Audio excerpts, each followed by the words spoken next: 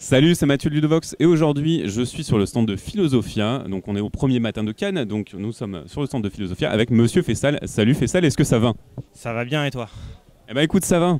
Donc on est encore en journée exposant et professionnelle, donc enfin en matinée. Du coup, il n'y a pas encore grand monde sur les stands, mais ça joue un petit peu. Il y a des boutiquiers, il y a tout ce qu'il faut. Il y a l'intelligentsia du jeu et on n'attend plus que les joueurs cet après-midi.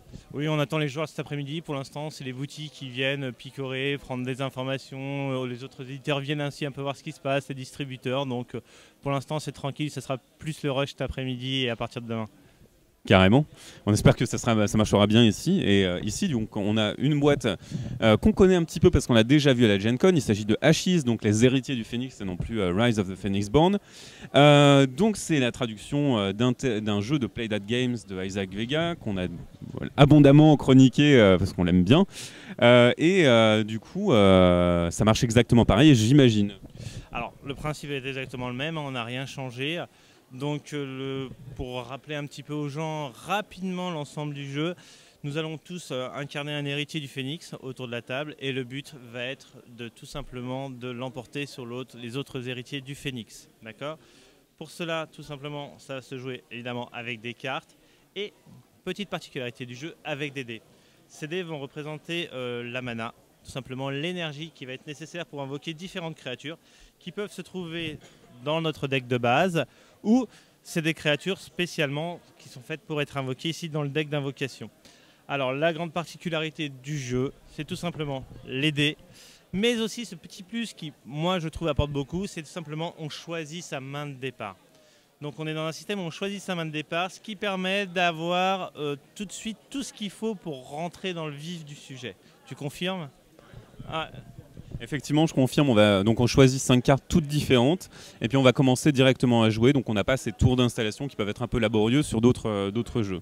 Et du coup, la grande particularité aussi, il me semble, des héritiers du Phénix, c'est qu'on peut choisir les dés qu'on veut. Donc on peut choisir exactement les cartes qu'on veut, sauf deux ou trois cartes par héritier. Mais il y a très peu de limites dans ce qu'on peut faire avec nos paquets. ce qui est super intéressant, selon moi, c'est tout simplement tout ce qu'on peut faire en termes de combinaison pour ce genre de jeu.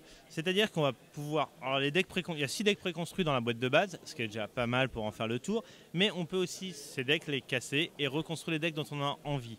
Et ça peut aller vraiment très loin, parce que là, par exemple, comme on peut le voir, j'ai 2 types de magie avec 2 dés, mais si je construis avec un deck différent, je pourrais par exemple choisir d'avoir une autre combinaison de dés. Donc non seulement je vais essayer de combiner les cartes, mais je vais essayer de combiner les dés. Ce qui, à mon avis, pour les fans du genre, va donner quelques migraines. Effectivement, et du coup, il faut calculer les probabilités puisque les dés ont différentes faces avec des pouvoirs, etc. Du coup, il y a aussi autre chose, c'est que vous allez sortir donc des packs avec donc des decks comme des decks préconstruits avec des héritiers du Phénix un petit peu d'extension et vous allez sortir paquet par paquet, il me semble. Alors, pour la France, ce qui va arriver, c'est la boîte de base au printemps 2016 avec directement les 2 extensions. Pourquoi? Parce qu'aux États-Unis, le jeu est sorti à la Gen Con, les extensions sortent au printemps et on ne veut pas qu'en France, on ait du retard par rapport au modèle américain. Donc, quoi qu'il arrive, avec la boîte de base, sortira les 2 extensions. Ces 2 extensions, évidemment, vont pouvoir permettre d'apporter encore plus de combinaisons pour ceux que ça intéresse avec les decks de base. Donc, c'est effectivement 2 héritiers complets, des decks complets pour 2 héritiers. Donc par contre sans les dés puisque du coup il faudra les dés de la boîte de base. Autre chose qu'on n'a pas précisé, c'est que c'est pas simplement un jeu de duel, on peut jouer jusqu'à 4 il me semble. Oui. Alors c'est 2 à 4 joueurs. Donc en général les gens préfèrent jouer à 2 dans ce modèle-là parce que c'est le modèle qui veut ça, mais on peut parfaitement jouer à 3 ou à 4. Ça ne pose pas de souci. Est-ce que tu penses que Isaac Vega réfléchit à du jeu d'équipe, à des modes de jeu alternatifs? Alors, le problème avec Isaac Vega, c'est qu'il réfléchit beaucoup. Donc des fois, on a du mal à le suivre. Il a plein d'idées. C'est quelqu'un qui pétille d'idées. Donc des fois, il faut un peu dire, bon, bah attends, on veut chaque chose en son temps, on va voir comment ça se passe. Mais il réfléchit. Il réfléchit. Et est-ce que Philosophia va faire du jeu organisé en France en fait? Il va y avoir des jeux organisés, oui. Les boutiques vont pouvoir se procurer, par le système qui est un peu le système commun, des kits de tournoi. Et avec ces kits de tournoi, ils vont pouvoir organiser des tournois en relation avec des associations ou pas. Je peux en montrer un pour le plaisir des... Vous êtes les premiers à le voir.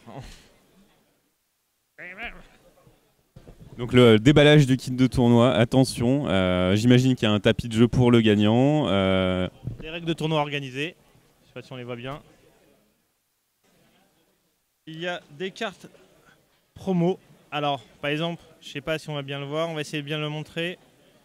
Tout simplement des alternes pour chaque personnage de l'extension et des personnages particuliers et surtout 2 héritiers en goodies pour tous les participants à chaque fois. Donc possibilité d'aller chercher encore plus de choses. Et effectivement, je dis pas ça parce que c'est le nôtre, mais je trouve vraiment magnifique tapis pour le gagnant. Voilà, ça donne envie.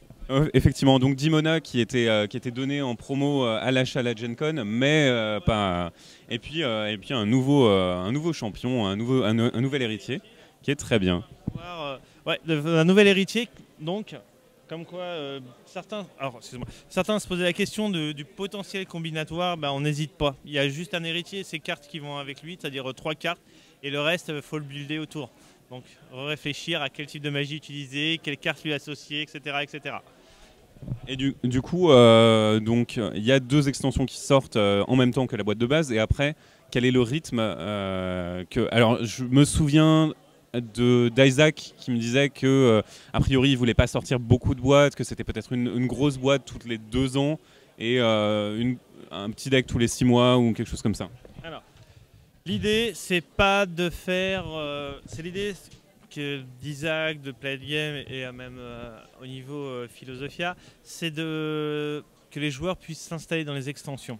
Quand les extensions sortent trop vite, souvent, il y a un moment donné, les joueurs ne peuvent plus suivre parce que à peine ont-ils le temps de chercher des combinaisons avec un paquet que le deuxième paquet arrive.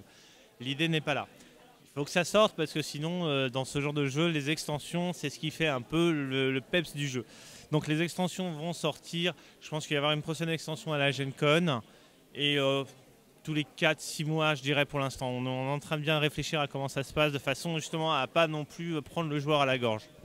C'est bien, c'est vraiment assez original par rapport à ce qui se fait aujourd'hui dans les JCE, parce que les JCE aujourd'hui, ils vont avoir un rythme assez soutenu, il va y avoir un pack tous les mois, etc. Donc c'est quand même une sortie qu'il faut suivre et un jeu qui évolue de manière perpétuelle. Ici, effectivement, c'est beaucoup plus respectueux de la démarche de joueur et de la construction, c'est respectueux de la construction qu'on peut avoir du jeu, qui est vraiment tellement libre qu'on a besoin d'essayer beaucoup avant d'arriver à quelque chose de satisfaisant. Alors, de mon expérience et de l'expérience que j'en ai en retour, c'est que pour d'autres jeux, même jeux à collectionner, type Magic, il y a des joueurs qui finissent par aussi lâcher le jeu parce que tout simplement, ils n'ont pas eu le temps de vraiment s'amuser avec une extension, qui la deuxième est là, ils l'ont acheté, la troisième est là, ils l'ont acheté, ils n'ont même pas eu le temps de profiter de la première. Donc l'idée, c'est vraiment que c'est pas seulement de faire un jeu pour qu'il soit vendu, c'est important, sinon ça ne sert à rien de le faire, mais aussi un jeu pour que les joueurs jouent. Un jeu qui est vendu et auquel les joueurs jouent, c'est le Graal, tout simplement. Et écoute, sur ces sages mots et ces beaux mots, on va se laisser. Et puis on se reverra bientôt sur Ludovox. Salut, salut!